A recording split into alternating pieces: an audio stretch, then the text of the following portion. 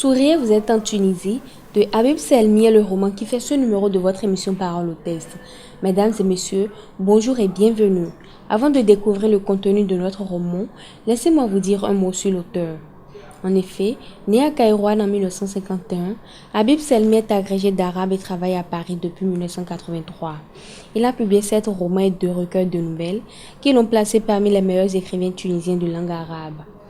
At-Sud Sindab a publié 4 de ses romans, Le Monde des chèvres en 1999, Les Amoureux de Baïa en 2003, La Nuit de l'étranger en 2008 et Les Humeurs de Marie-Claire en 2011.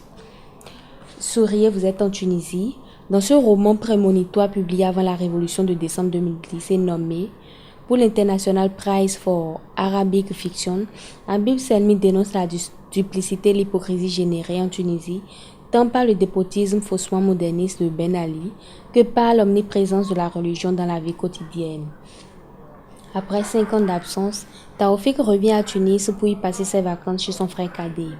Il est d'emblée frappé par le comportement de sa belle-sœur Yousra, qui à présent par le porte-voile et refuse de l'embrasser, mais ne cache pas son engouement pour les produits venant d'Europe, y compris les sous-vêtements les plus affriolants. Son frère lui-même se rend régulièrement à la mosquée et y entraîne son fils chaque vendredi, lui inculquant la haine des infidèles. Ce qui ne l'empêche pas de fréquenter une prostituée, ni de dénoncer à la police sa belle voisine Naïma, qui a elle aussi pris le voile après son divorce pour mieux dissimuler une liaison amoureuse. Quant à Leila, la sœur de Yousra, pourtant bien intégrée avec son mari dans le secteur moderne de la société, elle n'hésite pas à coucher avec Taoufik dans l'espoir d'aller vivre en France avec lui, loin de la souriante Tunisie où, comme tant de jeunes gens, elle se sent étouffée.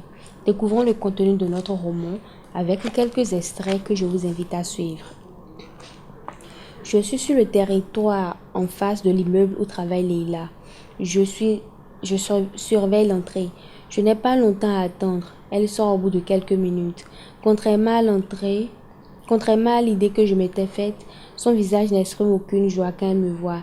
Elle n'est pas surprise non plus quand je lui dis que je veux rentrer avec elle. On dirait qu'elle s'y attendait. Elle m'embrasse comme elle le fait toujours, puis elle va chercher sa voiture. Je la suis sans rien dire. Quand elle m'a proposé il y a 2 jours de rentrer avec elle en voiture, je me suis dit que cela se produirait jamais. Il n'y a pas beaucoup de monde dans l'autobus à l'heure où je le prends pour rentrer à la maison.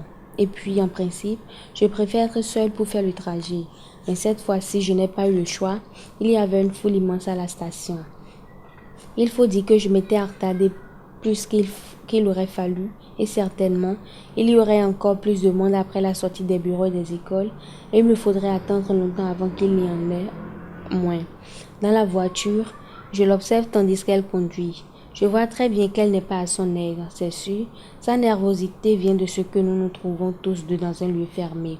Moi aussi, je suis un peu intimidée. C'est la première fois que je me trouve dans une situation comme celle-ci avec Leila, qui est une femme tellement séduisante. Une femme qui me plaisait bien à une certaine époque et que je ne peux voir sans que mon cœur s'emballe un peu.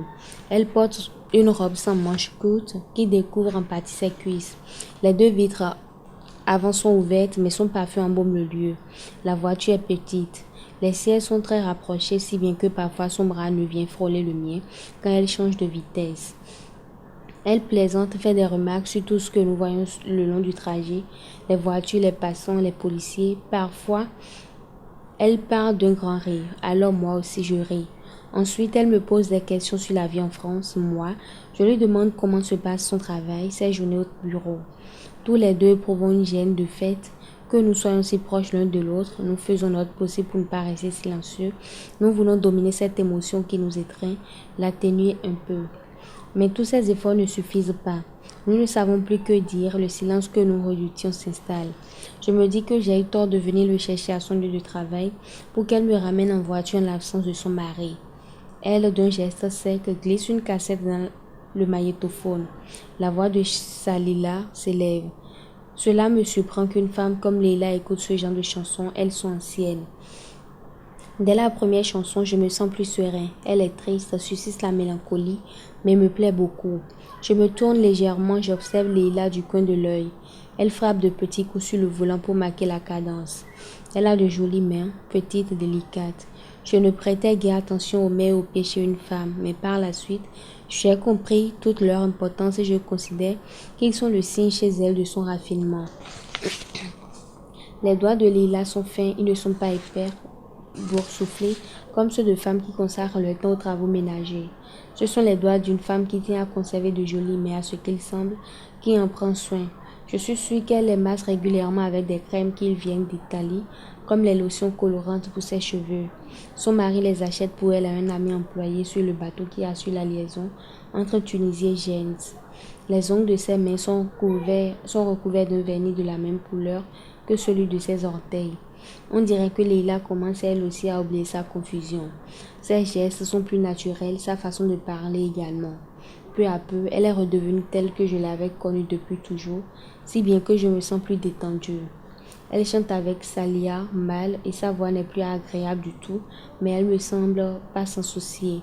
La circulation se fait plus dense.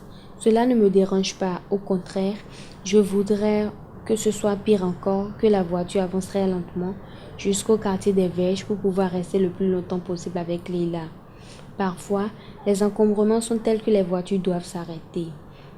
Leila en profite pour arranger ses cheveux dans le miroir, où elle ouvre son sac à main et fait l'inventaire de ce qui s'y trouve, ou bien elle fouille dans la boîte où s'empilent les cassettes à ses pieds. Nous arrivons dans le quartier des Verges. Au lieu de prendre la rue principale, elle tourne à droite et s'engage dans des rues adjacentes. Pourquoi? Je ne sais pas. Veut-elle éviter la rue principale où se trouve l'immeuble de mon frère, de peur que Yousra ou quelqu'un de connaissance ne nous voie? Veut-elle allonger le trajet le plus possible parce qu'elle aussi ressent le désir de rester avec moi le plus longtemps possible? Nous arrivons près de la mosquée. Je me prépare à descendre de la voiture. Elle ralentit. Il est encore tôt. Qu'est-ce que tu vas faire maintenant à la maison avec Yousra? Sa question me prend de court. Je ne trouve rien à répliquer. Tu ne connais pas ma maison? D'un signe de tête, je lui dis que non. Tu veux la voir? Maintenant, elle accélère. Oui, maintenant, viens voir ma maison. L'immeuble n'est pas loin. Son appartement est plus grand que celui de Yousra et plus richement meublé. Mais il n'est pas aussi propre, aussi bien rangé que celui de sa sœur. Dans le salon, il y a une petite bibliothèque. Sur les rayons, il y a surtout des romans arabes ou étrangers. C'est la seule maison parmi celles que je connais où je vois une bibliothèque. J'ai bien vu quelques livres dans ces maisons, mais il s'agissait du Coran, de livres religieux qui parlent des tourments de la tombe, de la guérison par le Coran, de la vie des prophètes, des rites de la Umrah et du Hajj et autres. À nouveau, une grande émotion m'étreint à me retrouver avec Leila dans son appartement. Elle semble plus à l'aise que tout à l'heure. Elle insiste pour me faire visiter tout l'appartement, le salon, la cuisine, la chambre à coucher, la chambre de son fils, la salle de bain. Même les toilettes, je les vois. Elle me conduit d'une pièce à l'autre et moi, je la suis sans rien dire. Elle est très fière de son appartement et chaque fois que je manifeste mon admiration, son visage s'épanouit. Le seul endroit où nous n'allons pas, c'est le petit balcon. Je l'aperçois à travers la fenêtre et mon regard tombe sur ses sous-vêtements qui sèchent sur une corde. Elle s'en rend compte et m'emmène ailleurs. Nous revenons au salon, nous nous asseyons sur le canapé qui fait face à la bibliothèque. La situation est embarrassante. Je voudrais parler mais je ne trouve rien à dire. Je dirige mon regard vers les livres pour essayer de déchiffrer leurs titres. Quand je me tourne vers elle, je me rends compte qu'elle était en train de m'observer.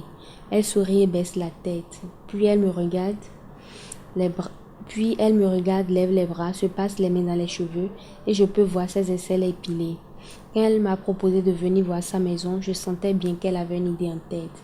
Et j'en ai eu la certitude que j'ai vu qu'il n'y a qu'une seule personne dans la maison, et surtout quand elle s'est mise à arranger ses cheveux de cette façon affectée.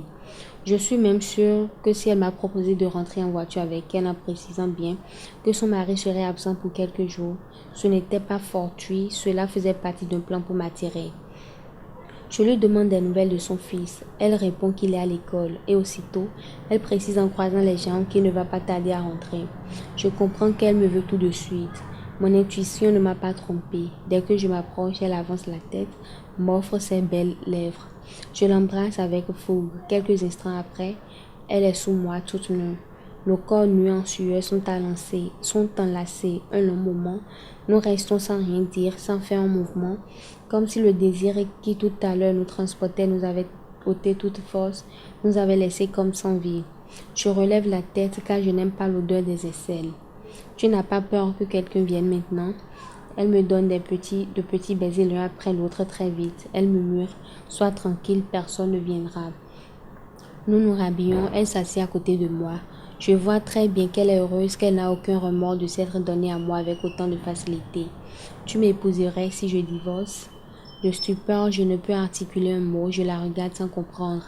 Je veux vivre avec toi en France. Et pourquoi divorcerais-tu? Tu vis bien, tu as un travail, un mari, un enfant, une belle maison, beaucoup aimeraient être comme toi. Et j'ajoute sans avoir hésité quelque peu, et ton mari est un homme bien, il t'aime. Oui, mais j'en ai assez de la Tunisie, la vie est dure ici. Parce que tu crois que la vie en France est facile, elle est pire. Oui, mais c'est mieux. Ici, je sens que j'étouffe, je ne peux pas respirer. Tout le monde surveille tout le monde. La Tunisie devient un enfer. Je ne pensais pas qu'elle était aussi malheureuse. À sa façon d'être, j'ai toujours pensé qu'elle était une femme solide et volontaire, sachant profiter de la vie, surtout que son mari est un homme très compréhensif, tolérant. Ce pays est fait pour les hommes. Les femmes ne peuvent pas vivre, elles ne peuvent même pas s'installer, elles ne peuvent même pas s'habiller comme elles le veulent. Et si elles le font, on les traite de putains. Les Tunisiens sont fiers parce que leurs femmes sont libres, parce qu'elles ont des droits comme dans un autre pays arabe, mais il n'y a pas un pour les respecter. Les frères encore moins. Tu sais qu'ils m'ont menacé. Ils t'ont menacé. Oui, un jour je marchais rue Ibn Khaldoum et j'ai senti un jeune homme derrière moi. Je pensais qu'il me suivait, je l'ai ignoré, j'ai continué mon chemin. Mais après, il m'a abordé, il m'a dit que j'étais habillée comme une putain, que je devrais porter des vêtements plus décents. Sinon, il allait m'arroser le visage et la poitrine avec de l'acide chlorhydrique. Tu te rends compte, il voulait m'asperger avec cet horrible acide pour me défigurer. Pourquoi? Parce que je me montre mes bras. Ce sont des fous, des assassins. J'ai entendu dire que l'un d'eux a égorgé sa soeur divorcée parce qu'il pensait qu'elle connaissait un autre homme. Elle prend une cigarette dans le paquet sur la table devant le canapé. Elle l'allume, commence à fumer. Je regarde ses doigts, puis je me souviens que son fils va bientôt rentrer. Je me lève pour partir. C'est à ce moment-là qu'elle me demande: que faisais-tu dans le centre commercial le jour où je t'ai rencontré? Je me promenais. Elle sourit. Tu te promenais, plaisante-t-elle, c'est tout. Moi, je pense que tu suivais Naïma. Je la suivais, et pourquoi l'aurais-je suivie? Je me promenais et je l'ai rencontrée par hasard, comme toi. Ami de parole hôtel, c'était Sourire, vous êtes en Tunisie de Habib Selmi, un écrivain tunisien. Merci de nous avoir suivis. Ce recueil est disponible dans les rayons de la bibliothèque Nicéphore Dieudonné Soglo du Centre culturel artistique Africa de Cotonou. On se retrouve bientôt pour un autre numéro. Bye bye.